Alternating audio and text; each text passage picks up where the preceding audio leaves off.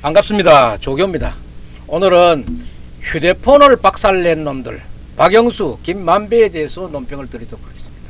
야, 지금 세상에 알만한 지식층의 사람인데 이 박영수나 김만배가 자기의 그 행적을 감추기 위해서 이 휴대폰을 자기가 쓰던 휴대폰을 박살을 냈어요. 정말로 이게 우리 서민들이 보고 배울까봐 겁나는 일 아닙니까?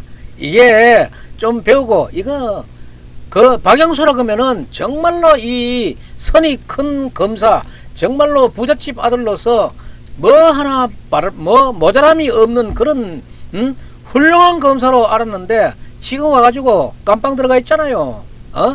세상에 살아서 가지 말아야 될 곳을 들어가 있는 이 박영수예요. 얼마나 지금 자기가 다급했으면은 자기가 쓰던 휴대폰을 망치로 가지고 두드려 가지고 그 흔적을 없앴겠어요. 그렇다고 그 흔적이 없어졌는 거 아니에요. 이 참 이따 우둔하게 그렇지 말할 수 없는 사람이지. 그래서 이 앞에 있는 제목을 한번 읽어보고 시작하겠습니다. 휴대폰을 박살낸 놈들 박영수, 김만배 간이 커 보이기는 하는데 다 깜빵 간다. 이런 얘기입니다. 김만배가 2021년 9월 14일에 그간에 본인이 쓰던 휴대폰을 망치로 이 쇠망치로 휴대폰 번호도 바꾼 적이 있습니다. 쇠망치로 가지고 부숴버리고 그 휴대폰 번호도 바꾸었습니다. 왜 그러냐 하면은 바로 그 전날 13일날 9월 13일날 중앙언론에서 조선일보가 최초로 대정동에 대한 그 의혹을 일면에 크게 보도하니까 어떡하 이제 죽었다. 아이 큰일 났다. 이거 행적을 전부 다 이거 없애야 되겠다. 이렇게 하면서 그 자기인데 위기가 온 것을 알고 자기가 쓰던 그 휴대폰을 망치로 가지고 잘근잘근 두드려 부쉈는 거예요. 번호만 바꿔도 되는데 왜 부쉈는가? 참 이거 아직도 참 그래도 뭐 이 사기에는 능할지 모르지만 모르는 것도 많아. 이게 포렌식 하면 다 나온다는 거 그거를 모르고 그 옛날에 휴대폰 가지고 있던 거 누구라고 소통했던 거 이런 거 지하 보려고 그 망치로 두드려 부수면은 다 없어지는 줄 알고 그 망치로 부쉈는 거예요. 그런데 그것이 그런 행위 때문에 신앙님이가 딱 걸려서 지금 구속되게 생겼는 거예요. 김만배하고 신앙님이하고 또 이상한 짓 했잖아요. 이게 무슨 얘기가 하면은 신앙님이가 이제 뭐라고 하니까 김만배가 다시 재회하게 된 그 과정에 대해서 설명을 뭐 어떻게 하는가 하면은 인터뷰하기 전날 2019년 14일날 그날 처음으로 연락했다. 그런데 지금 검찰이 파악하고 있는 건 그건 아니겠죠. 이 같은 해 4월경에 김만배와 신앙님이 접촉하면서 뭔가 모의를 했다 하는 그런 흔적이 보여지고 있어요.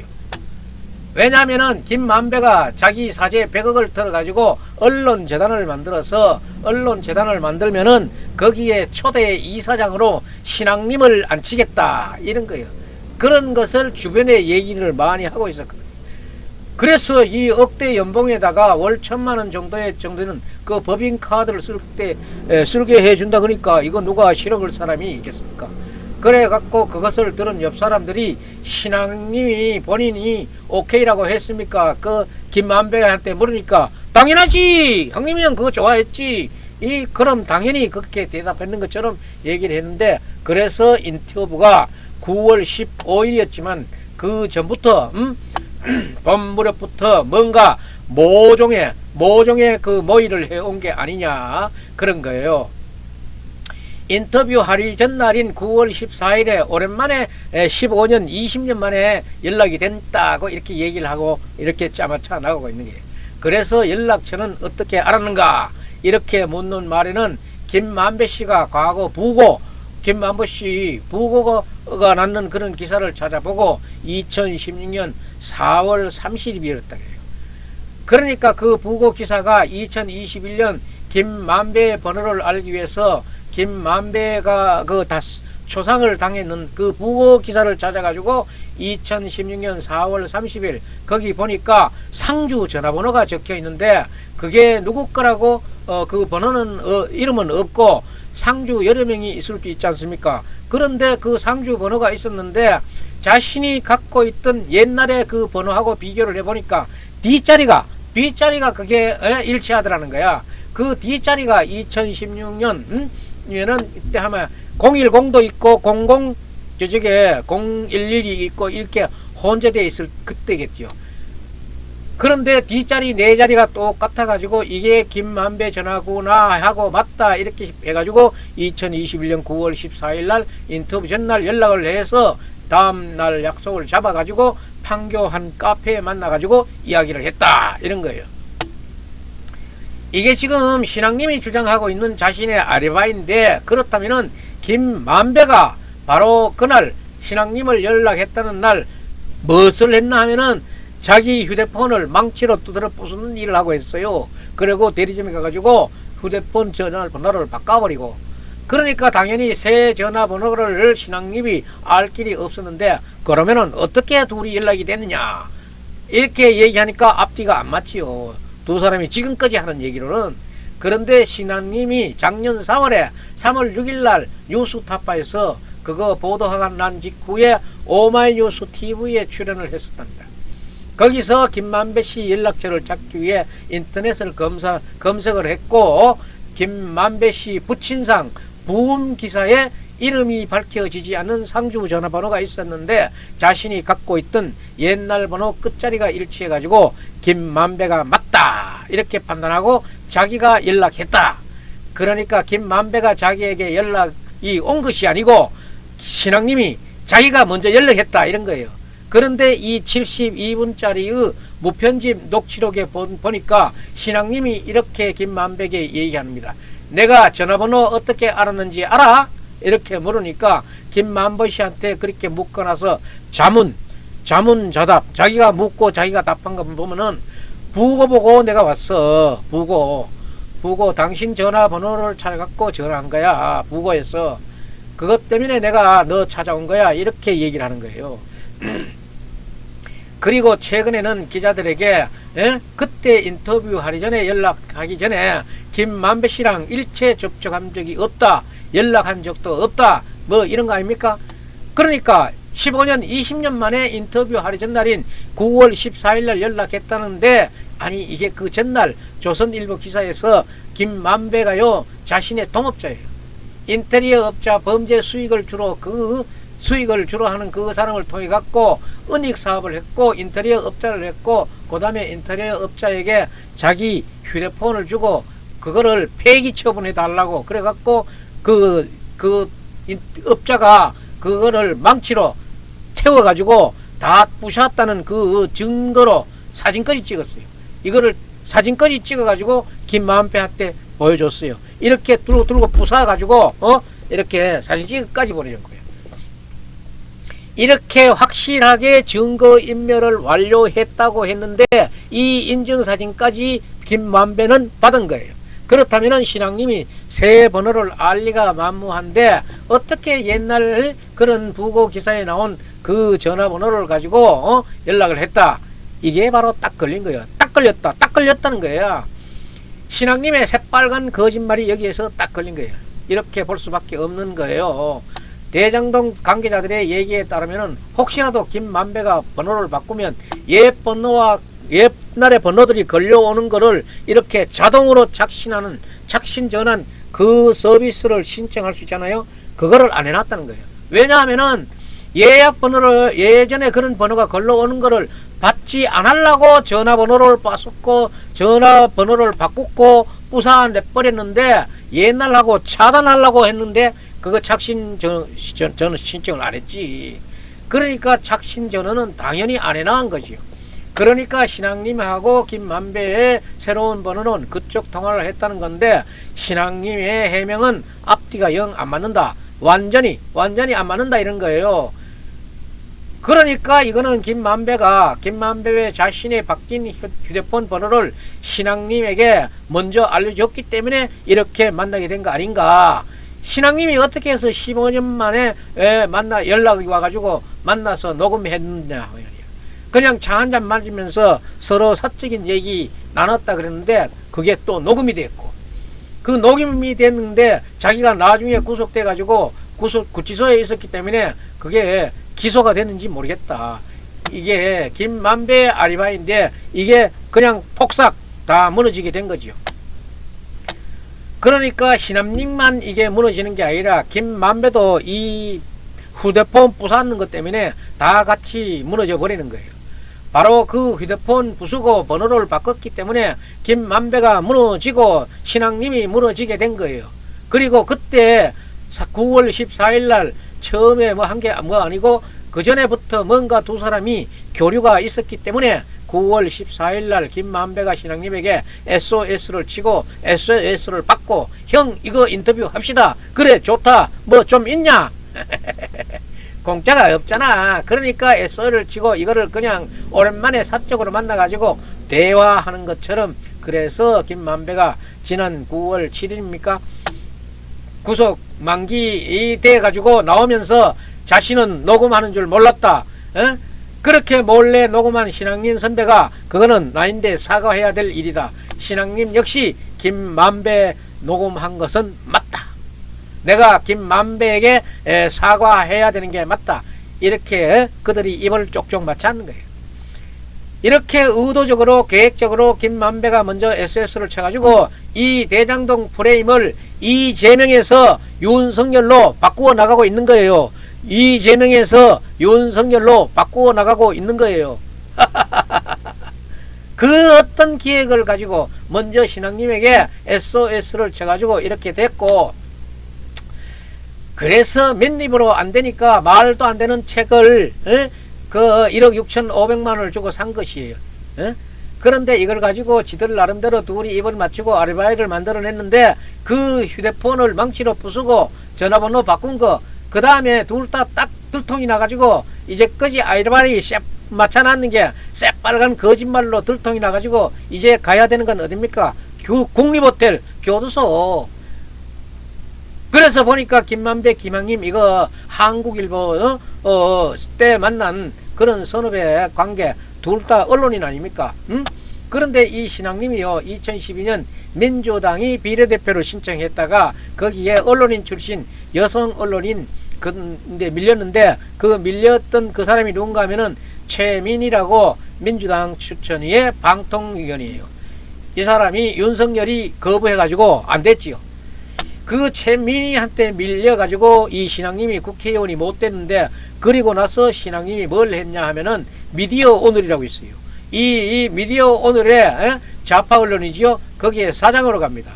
그런데 오늘 보니까 미디어 오늘이 이 어떤 칼럼 기사가 하나 실렸는데, 김만배 신앙님 돈거래가 무너뜨린 저널리즘 윤리 이래가지고 신앙님 대표가 그 미디어 오늘의 대표를 했었는데, 이 완전히 신앙님하고 김만배를 완전히 끽 손절하고 있는 그런 모습을 보이고 있는 거예요.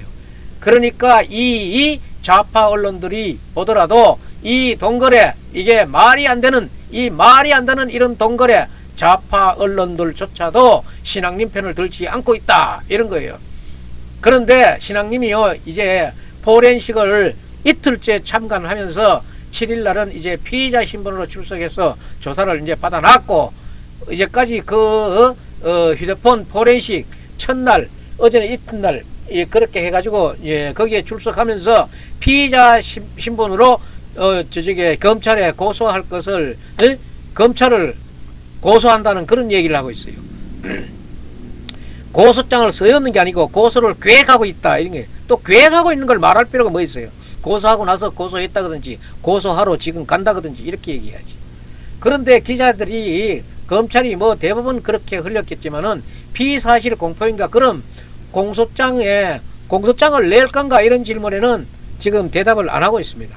대답을 하지 않고 있는데, 이 시장님은 그 전부터 기자들한테 9월 14일 이전에는 김만배가 연락한 적이 없고 화천대유 사무실에 간 적도 없다 그랬는데, 검찰은 뭐예요? 9월 15일 날 인터뷰하고 그 전쯤 7월 8일인가 2번 정도 시장님이 화천대유 사무실에 가가지고 거의 사무실의 관계자들하고 명함까지 교환하면서 신앙님이 명함이 그 화천대유 사무실에서 나왔다는 거 아닙니까? 그 부분이 피의자 공포 사실이라고 생각하는 건지 몰라지만은 어느 부분의 피사실 공포인지에 대해서 자신있게 대답은 하지 못하면서 신앙님이 지금 말을 바꾸고 있는 중입니다. 9월 15일에 인터뷰하고 20일 날에 이제 1억 6,500만원의 송금을 받았는데 이 9월 15일, 20일 이 어간에 그 김만배하고 화천대유 사무실을 방문한 적이 있었어요. 그래서 처음으로 이렇게 했는데 그건 사실상 아르바이트를 지금 수정해야 되는 거예요. 아르바이트 수정 지금 다급하니까 아르바이트 수정까지 하는 거야. 그러니까 7월 8일간에 9월간에 이게 그 신앙님 휴대폰을 포렌식 해 보니까 휴대폰의 휴대폰의 그 위치를 켜놓으면은 GPS가 켜져 있으면은 다 합니다. 어디가 있었는가가 다 나와요. 신앙님의 휴대폰이 성남 분당에 있는 화천대유 사무실 그쪽에 갔는지 안 갔는지 이게 이제 확인이 됩니다. 그래서 기자들이 그 포렌식 그 강경을 참가를 했는데 검찰의 주장은 7, 8월경에 한두 번 간 것 같다. 그게 잘못된 것인데 검찰이 주장을 잘못했는데 포렌식 작업을 통해서 그러면은 뭐가 입증됐느냐 이렇게 물어보니까 또 거기에 대해서는 신앙님이 대답을 못하는 거예요. 그게 안 됐다는 거지. 그러니까 신앙님이 피사실 공표로 검찰의 고소를 계획하고 있는 거지 검토하고 있는 거지 고소를 했는 것은 아니다. 이러한 진실 게임에서 지금 신앙님이 자인하는 부분은 자인하고 더 이상 진실 공방을 벌여봤자 소득이 없어 보이는 걸 알았는지 이제 피사실을 흘렸다 이런 얘기를 하면서 검찰이 참 나쁘다 이런 걸로 지금 주변 환기를 주변 분위기를 바꿔놔 보려 그러는데 이게 지금 잘 바뀌어지지 않고 있잖아요. 그런데 김만배가 망치로 휴대폰을 부순 덕분에 또 딱 걸린 사람 또 한 사람이 있어요. 휴대폰 박살을 내가지고 지금 여기에 낚시에 걸려가지고 많이도 들어온다. 그 다음에는 바로 누군가 하면 정진상입니다. 정진상이가 인터뷰했던 9월 15일인데 9월 28일에는 이제 유동규하고 압수수색을 당합니다. 근데 유동규 압수수색 당하기 직전에 정진상이 유동규에 전화해가지고 그러면은 뭘 묻냐 하면은 야, 너 그 김만배 바뀐 전화번호 아느냐? 이렇게 유동규인데 물으니까 정진상 김만배가 9월 14일 날 전화번호를 바뀌었기 때문에 이 정진상은 아직 그때까지 김만배의 바뀐 전화번호를 새 번호를 모르고 있었던 거예요. 그러니까 유동규가 너는 아냐? 알면 나 가르쳐줘. 이 얘기를 하는데 정진상이 김만배에게 전화하고 싶은데 옛날 번호니까 통화가 안 되니까 착신 전화를 안 해놨으니까 바로 안 되지요. 그러니까 유동규한테 새 번호를 물어본 거죠. 그렇다면은 9월 15일 인터뷰하고 한 열흘쯤 후에 정진상이가 김만배하고 통화를 했다. 이렇게 볼 수밖에 없는 거 아닙니까? 그러면은 김영희도 그렇고 9월 말쯤에 김만배와 두 번을 통화합니다. 그러니까 인터뷰 직후에 김만배가 정진상이하고 통화를 하고 김동규하고도 통화를 했는 거예요. 9월 15일에 인터뷰한 내용을 전혀 공유 안 했으니까 당연히 공유 안 했지요. 그러니까 이제 김용하고 정진상으로부터 그런 보고를 받은 이재명이 10월 16일에 자신의 페이스북에다가 대장동 사업의 몸통은 윤석열이다. 대장동 사업의 몸통은 윤석열이다. 이렇게 지금 이재명이 페이스북에다가 쓰고 있는 거예요. 왜 부산저축은행 그때 부실수사에서 덮어줘가지고 그게 종잣돈이 돼가지고 대장동이 여기까지 왔기 때문에 대장동 사업의 대장동 비리의 몸통은 윤석열이다. 대장동 비리의 몸통은 윤석열이다. 이재명이 이렇게 얘기하고 있는 거예요. 이렇게 되니까 어느 정도 거의 완벽하게 재수성이 되는 걸로 알고 있었지만은 신앙민과 김만배 아르바이는 이제 거의 무너졌기 때문에 구속이 되는 거는 거의 시간 문제 속에 있습니다. 그래서 지금 이 김만배 신앙님이 그 다음에 이재명이 이런 사람들이 대장동의 비리는 윤석열이다. 이것을 어떻게 만들어 나가려고 하는데 중간에 산통이 다 깨져 가지고 지금 앞으로 대려 깜빵으로 들어가야 되는 이런 형국에 놓여 있습니다. 예, 여러분들 지루하게 들으셨지요? 지루하게 들으셨지만은 지금부터 이제 전개가 또 재미있게 나갈 것 같습니다. 오늘 조교 논평 여기서 마치겠습니다. 여러분 아직도 조교 방송에 구독자가 아니신 분은 구독 버튼 좀 눌러주고 나가십시오. 예, 오늘 논평 여기서 마치겠습니다.